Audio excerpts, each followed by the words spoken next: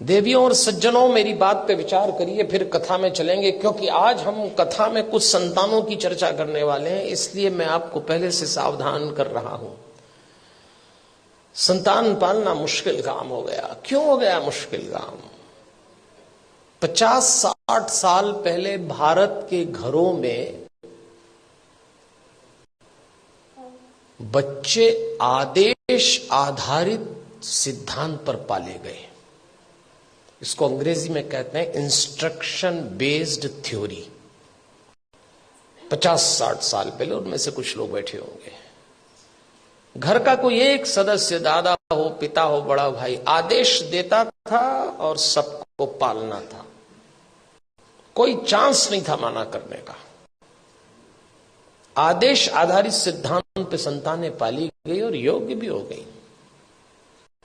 समय बीत गया, वो सिद्धांत चला गया, दूसरा आया, और दूसरा सिद्धांत आया विचार विमर्श पर आधारित।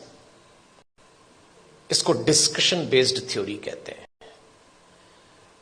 जब दूसरा समय आया, दूसरा चरण आया, तो बच्चों ने मां बाप से विचार विमर्श किया। माता पिता ने आदेश दिया, इन्होंने डिस्कशन शुरू किया कि ऐसा क्यों है, ऐसा क्यों नहीं हो सकता, लेकिन विचार विमर्श था।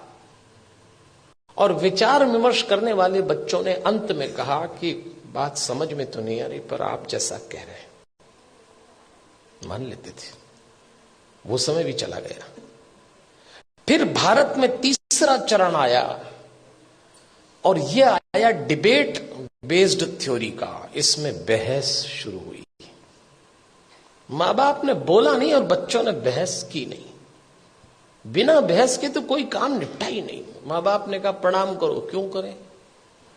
भगवान है तो क्या जरूरी है कि यही है? अभी तो कल कह रहे थे सब जगह है। अरे तो हम कर रहे हैं तो तुम करो। अरे तो आप कर रहे हो तो हम क्यों करें?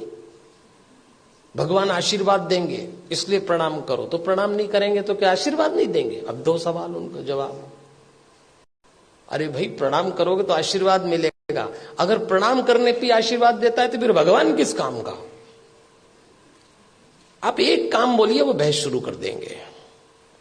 और इस पीढ़ी ने जब बहस शुरू की तो इसको एक गलत फहमी भी हुई कि हमें अपने मां बाप से ज्यादा अकल है। यहां से खतरा शुरू चालू हो गया। ये तीसरा चरण था। फिर चौथा चरण आया। इंस्ट्रक्शन बेस्ड थ्योरी चली गई, डिस्कशन वाला दौर चला गया, डिबेट वाला दौर भी चला गया। अब डिनाई का दौर आया।